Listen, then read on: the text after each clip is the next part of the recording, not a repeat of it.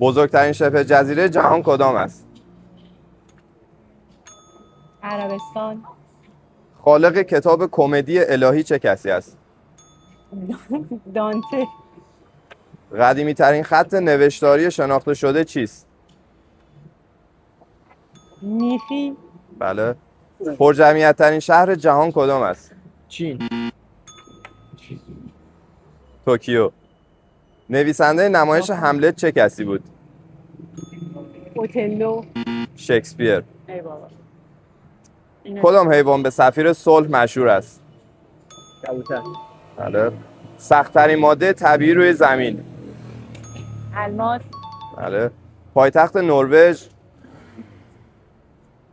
اسلو. درسته. اولین میزبان جام جهانی فوتبال چه کشوری بود؟ برزیل. اوروگوئه. فیلم جدایی نادر از سیمین جایزه اسکار را در چه سالی برد؟ 2011. 2012. 2011 تولید شد. مرسی.